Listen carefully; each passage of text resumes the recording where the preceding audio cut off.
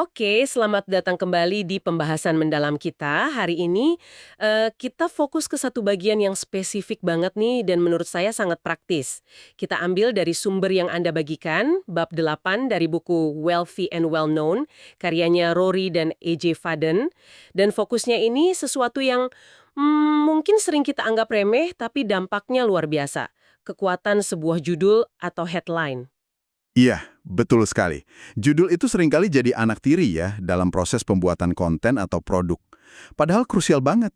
Nah, kita tahu Anda kan punya minat kuat ya sama strategi membangun citra diri, personal brand gitu. Bab ini tuh ngasih kerangka pikir yang menarik banget. Gimana caranya sebuah judul, mereka nyebutnya kail atau the hook, itu justru bisa jadi lebih penting buat narik perhatian dibanding isi kontennya sendiri, yang disebut isi atau the book. Benar. Prinsip utamanya itu sederhana tapi nyelekit. Jelas lebih baik daripada cerdik. Nah, ini yang mau kita bedah bareng. Gimana maksudnya? Ya, prinsip itu sering banget dilupakan loh. Kita bisa habisin waktu berbulan-bulan gitu kan, nyempurnain produk, nyempurnain materi presentasi, tapi lupa kalau pintu masuknya, ya judulnya itu yang pertama kali orang lihat. Kalau pintunya ketutup rapat atau bikin bingung, ya sebagus apapun isi di dalamnya, nggak akan ada yang masuk. Bab ini tuh bukan cuma soal tips bikin judul ya, tapi lebih ke memahami psikologi di balik perhatian audiens. Gimana judul bisa jadi aset terbesar atau malah, yaitu penghalang utama. Setuju banget. Dan mereka langsung buka bab ini pakai studi kasus yang jujur ya, mungkin agak menyakitkan juga buat Rory sendiri, tapi relevan banget. Rory Vaden ini kan kita tahu pakar manajemen waktu. Dia punya video TEDx judulnya How to Multiply Time. Wah, itu sukses besar, jutaan views. Kontennya bagus banget. Iya, viral itu. Anehnya nih, pas dia nulis buku, idenya sama persis, intinya sama, tapi judulnya Procrastinate on Purpose, menunda dengan sengaja. Penjualannya wah jauh di bawah ekspektasi. Ironis ya? Jauh banget. Bedanya di mana coba? Judul videonya itu jelas banget, menjanjikan hasil yang orang mau, melipat gandakan waktu. Siapa yang nggak mau coba? Sementara judul bukunya mungkin niatnya cerdik ya, tapi malah ambigu, bikin bingung, menunda dengan sengaja itu maksudnya apa gitu kan? Nah ini jadi pelajaran mahal buat dia. Kejelasan itu ngalahin kecerdikan kalau tujuannya narik perhatian awal. Iya, kisah Rory ini, contoh sempurna lah kenapa kejelasan itu nomor satu. Otak kita kan secara alami, gimana ya, menghindari ambiguitas, menghindari usaha mikir yang nggak perlu. Judul yang cerdik tapi nggak jelas, itu maksa orang berhenti terus mikir, ini apaan sih maksudnya? Dan seringnya responsnya yaitu tadi, udahlah lewat aja. Sebaliknya, judul kayak How to Multiply Time itu langsung kena kebutuhan atau keinginan, pain point atau aspirasi orang. Kegagalan buku itu padahal isinya bagus loh, nunjukin gimana judul yang salah bisa jadi silent killer gitu. Pembunuh senyap buat ide brilian. Anda sendiri pernah nggak sih batal ngeklik artikel atau buka email cuma gara-gara judulnya nggak jelas atau nggak menarik? Pasti pernah kan ya? Sering malah karinya kalau dipikir-pikir. Nah, ini bawa kita ke kerangka inti yang mereka perkenalkan buat memahami peran judul. Kyle versus isi, the hook versus the book. Mereka bikin pemisahan fungsi yang jelas banget di sini. Penting ini dipisah. Iya, jadi Kyle atau hook itu tugas utamanya adalah memasarkan. Narik perhatian orang biar berhenti sebentar, terus ngelirik gitu. Ini kayak kemasan luar lah. Fungsinya buat menjual ide atau konten Anda. Paling gampang, ini ya, judul atau headline Anda. Tugasnya jualan pokoknya. Betul. Sementara isi atau the book, nah ini baru tugasnya mengajar, ngasih nilai, mengubah hidup kalau bisa. Ini substansinya, prinsip internalnya. Fungsinya buat memberitahu, nyampein kebenaran yang mau Anda bagi. Nah, bedain dua fungsi ini tuh krusial banget. Banyak kesalahan terjadi karena kita nyampur aduk dua fungsi ini pas bikin judul. Kita nyoba masukin terlalu banyak isi ke dalam Kyle. Oh iya, benar. Hasilnya, judulnya jadi deskriptif banget, kepanjangan, atau terlalu teknis mungkin. Padahal fungsi Kyle kan cuma satu. Bikin orang penasaran, bikin orang tertarik buat buka bukunya. Kita seringnya udah, gimana ya, jatuh cinta sama konten kita sendiri. Jadi lupa kalau orang lain tuh perlu alasan kuat buat mau lihat. Benar juga. Jadi kayak terlalu fokus ke isi sampai lupa kailnya. Nah, dari pemahaman kail versus isi ini, buku ini juga nunjukin beberapa kesalahan umum. Kesalahan yang sering kita lakuin tanpa sadar pas bikin judul. Pertama, katanya, kita cenderung ngejelasin tentang apa isi kontennya secara harfiah. Bukannya fokus ke hasil akhir atau manfaat apa sih yang bakal didapetin sama audiens? Itu yang pertama. Yang kedua, kita sering ngasih tahu orang apa yang harus mereka lakukan.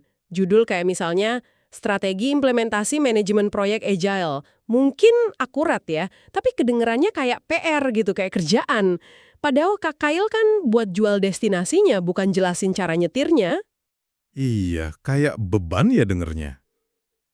Ketiga, ini yang paling sering nih kayaknya, jebakan. Berusaha terlalu cerdik, terlalu kreatif, sampai akhirnya malah jadi nggak jelas. Ini persis kasus buku Rory tadi kan. Kita pengen unik, pengen pinter, tapi malah bikin audiens ngerutin dahi. Ternyata kejelasan seringkali lebih efektif daripada kecerdasan yang bikin bingung. Jelas lebih baik daripada cerdik, itu kuncinya. Dan keempat, fokusnya ke perjalanan atau prosesnya, bukan ke tujuan akhir yang menarik. Analoginya bagus banget. Kalau Anda jual paket liburan ke Bali, Anda nggak mungkin kan nonjolin, wah penerbangannya 3 jam, potensi turbulensi sekian %. Nggak gitu. Anda jual gambar pantai indah, matahari terbenam, pengalaman rileks. Fokus ke apa yang mereka mau, bukan gimana cara dapetinnya. Persis. Keempat kesalahan itu, kalau ditarik benang merahnya ya, intinya sama. Judulnya gagal ngejanjinya nilai yang jelas dan menarik buat audiens yang dituju. Judul yang efektif itu kayak sebuah janji implisit. Kalau Anda investasikan waktu di sini, ini loh hasil atau manfaat yang bakal Anda dapat. Kalau janji itu nggak jelas, nggak menarik, atau nggak relevan sama keinginan audiens, ya mereka nggak bakal beli. Beli di sini bisa macam-macam ya, nggak cuma beli produk, nggak mau baca, nggak mau klik, nggak mau dengerin. Jadi sebelum mikirin kata-katanya, coba pikirin dulu, janji apa sih yang mau saya sampaikan lewat judul ini? Paham konsepnya, paham kesalahannya, buku ini ngasih alat yang praktis banget. Kerangka kerja 5 ujian judul, 5 title tests. Ini kayak checklist gitu ya buat ngevaluasi judul kita udah cukup kuat atau belum. Coba kita bahas satu-satu yuk. Iya, anggap aja ini kayak saringan kualitas lah. Sebelum Anda launching judul apapun ya, entah itu judul presentasi, subjek email penting, judul artikel blog, nama produk baru, atau bahkan judul profil LinkedIn Anda. Coba deh jalankan dulu lewat 5 ujian ini. Biar yakin judulnya nggak cuma kedengaran bagus, tapi benar-benar bekerja narik audiens yang tepat. Oke, siap. Ujian pertama, uji kejelasan, clarity test. Pertanyaannya fundamental banget. Judul ini langsung bisa dipahami nggak maknanya? Dalam katakanlah 3 detik. Tanpa perlu penjelasan tambahan. Apakah target audiens Anda bakal langsung klik, oh ini tentang ini, buat saya nih. Kuncinya, hindari jargon yang bikin bingung, kecuali kalau jargon itu memang udah jadi bahasa sehari-hari audiens spesifik Anda ya. Kejelasan ini pondasi mutlak. Kenapa? Karena kita hidup di zaman ya ampun, banjir informasi. Perhatian audiens itu super terbatas, gampang banget ke distract. Kalau judul Anda butuh waktu lebih dari beberapa detik buat diproses, Anda udah kalah start, udah kehilangan mereka. Kejelasan itu memastikan pesan Anda bisa nembus noise dan langsung nyantol. Jangan bikin orang kerja keras cuma buat ngerti apa yang Anda tawarin. Tes. Oke, setelah jelas nih, apakah judul ini cukup menggelitik? Cukup bikin penasaran gitu, sampai orang ngerasa, wah pengen tahu lebih lanjut nih. Apa ada elemen misteri kecil atau pertanyaan implisit yang bikin mereka pengen nyari jawabannya di dalam konten Anda? Ini menarik, tapi ada jebakannya juga. Rasa ingin tahu yang dimaksud di sini tuh harus terarah. Maksudnya bukan sekedar clickbait murahan yang bikin penasaran tapi isinya nggak nyambung atau malah nipu. Oh, iya. Rasa ingin tahu yang efektif itu yang ngarahin audiens ke nilai atau solusi yang Anda tawarkan. Jangan sampai rasa penasaran itu malah bikin mereka mikir, kok aneh ya? Atau, wah ini kayaknya bukan buat gue deh. Keingintahuan yang bagus itu kayak bisikan, ini kedengaran menarik dan kayaknya relevan nih sama masalah atau keinginanku. Jadi harus seimbang antara jelas dan sedikit bikin penasaran. Keseimbangannya kuncinya.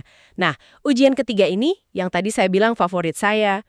Uji saya ingin I want test. Ini paling nusuk nih.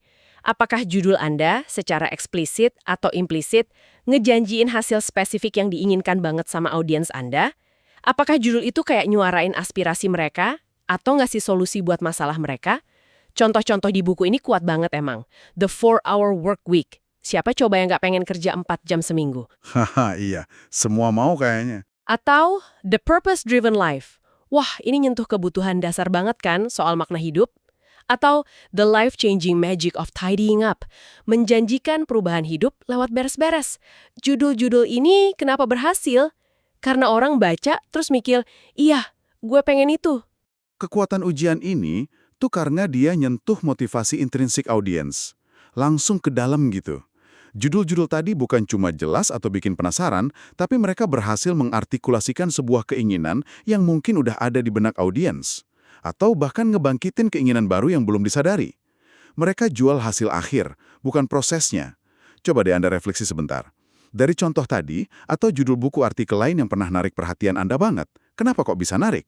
Kemungkinan besar karena judul itu berhasil mencet tombol "saya ingin" di dalam diri Anda. Judul yang lolos tes ini punya daya tarik emosional yang kuat banget. Setuju banget. Lanjut ya, ujian keempat. Uji spesifisitas, specificity test. Pertanyaannya gini, apakah judul ini pakai bahasa, istilah, atau nuansa yang rasanya klik banget, relevan banget buat audiens target spesifik Anda? Apakah ada elemen insider gitu, yang bikin mereka ngerasa, nah ini dia nih omongan yang gue ngerti, ini emang buat orang kayak gue. Ini nyambung banget sama konsep avatar atau target audiens ideal yang dibahas di bab sebelumnya kan ya? Yeah, ini soal membangun resonansi. Soal bikin audiens merasa punya.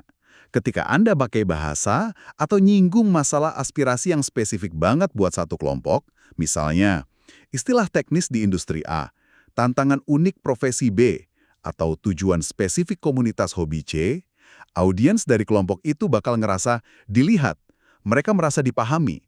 Ini langsung bangun koneksi. Judul yang spesifik itu sekaligus jadi filter, narik yang relevan, ngedorong yang nggak relevan pergi. Sekaligus juga memposisikan Anda sebagai sumber yang kredibel, yang ngerti dunia mereka. Ini lebih dari sekedar demografi loh, ini soal psikografi, soal bahasa komunitas. Penting ya biar merasa klik. Terakhir nih, ujian kelima. Uji keteringatan, memorability test. Ini sering kelewat tapi penting banget buat penyebaran pesan. Pertanyaannya, judul ini gampang diinget nggak? Gampang diucapin, gampang dibagikan ke orang lain. Cukup nempel nggak di kepala? Contohnya balik lagi ke buku pertama Rory, Take the Stairs. Judul ini mungkin nggak sejelas judul TEDx-nya tadi ya, tapi metaforis banget, pendek, kuat, gampang diingat. Orang jadi gampang ngomonginnya, udah baca buku Take the Stairs belum? Gitu. Kesuksesan buku itu salah satunya ya karena judulnya yang memorable. Bisa pakai metafora kuat kayak Take the Stairs tadi. Bisa pakai aliterasi, pengulangan bunyi awal kata. Bisa pakai ritme yang enak didengar. Atau ya sekadar frasa pendek yang unik dan nendang, gitu. Judul yang rumit, panjang, atau generik banget bakal susah diingat. Dan lebih susah lagi buat diceritain ulang ke orang lain pas lagi ngobrol santai. Jadi, pikirin juga, judul ini gampang nggak ya dioper dari satu orang ke orang lain? Menarik banget ya kelima ujian ini, kejelasan, keingintahuan, saya ingin spesifisitas keteringatan, kayak 5 kacamata beda buat ngelihat kekuatan judul. Idealnya sih judul yang hebat bisa lolos sebanyak mungkin tes ini ya. Meskipun kadang mungkin ada satu aspek yang lebih ditonjolkan tergantung tujuan dan audiensnya juga kali ya. Iya, betul. Nggak harus sempurna di kelimanya. Tapi setidaknya kita sadar mana yang jadi kekuatan utama judul kita, mana yang perlu ditingkatkan. Dan seperti yang disinggung di buku, bab 8 ini emang nandain pergeseran fokus yang penting. Nah, ini. Kalau bab-bab sebelumnya kan banyak ngebahas pondasi internal ya, personal brand Anda, gali siapa diri Anda, siapa avatar yang Anda layani, masalah apa yang Anda bantu selesaikan, pesan unik Anda apa. Nah, mulai dari bab 8 ini, fokusnya geser ke strategi eksternal. Bagaimana kita ngomongin semua nilai internal itu secara efektif ke dunia luar. Dimulai dari pintu gerbangnya, yaitu judul. Persis. Dan ini nunjukin kenapa PR di bab-bab awal itu penting banget. Punya pondasi internal yang kokoh, terutama pernyataan posisi merek atau brand positioning statement yang jelas dari bab 7 kemarin, itu bikin proses nyiptain judul yang efektif jadi jauh lebih gampang. Judul yang lolos 5 ujian tadi itu jadinya lebih strategis. Anda nggak lagi nebak-nebak aja. Oh, jadi nyambung ya? Nyambung banget. Judul yang bagus itu bukan hasil kebetulan atau iseng kreatif doang, tapi turunan logis dari pemahaman mendalam tentang siapa Anda, siapa audiens Anda, dan nilai unik apa yang Anda bawa. Tanpa kejelasan internal itu, ya susah bikin kejelasan eksternal yang konsisten dan kena di hati audiens. Oke, jadi kalau kita tarik kesimpulan besarnya nih ya, pelajaran utama dari bab 8 ini adalah jangan pernah, sekali lagi jangan pernah remehkan kekuatan sebuah judul. Itu bukan cuma label, tapi kail strategis Anda buat mancing perhatian di tengah lautan informasi yang deras banget ini. Ingat mantranya tadi, jelas lebih baik daripada cerdik. Dan coba deh pakai 5 ujian judul tadi, kejelasan, keingintahuan, saya ingin, spesifisitas, keteringatan sebagai alat bantu. Kayak semacam quality control gitu ya sebelum Anda lempar pesan Anda ke publik. Nah, mungkin ini bisa jadi satu langkah praktis ya buat Anda pikirkan setelah dengerin ini. Coba deh, ambil satu aja judul atau headline yang lagi Anda kerjain sekarang atau yang udah pernah Anda pakai. Bisa judul email penting yang sering dikirim, judul profil LinkedIn atau media sosial, nama proyek baru, judul presentasi terakhir, apa aja deh. Oke, satu aja. Satu aja. Sekarang, coba lihat judul itu pakai kacamata 5 ujian tadi. Udah cukup jelas belum? Udah cukup bikin penasaran yang terarah belum? Udah nyentuh keinginan audiens, saya ingin belum? Udah cukup spesifik buat target Anda? Dan terakhir, gampang diingat nggak? Coba identifikasi. Dari 5 itu, mana ujian yang paling lemah buat judul Anda itu? Terus coba pikirin 1 atau 2 alternatif judul baru yang lebih baik berdasarkan evaluasi tadi.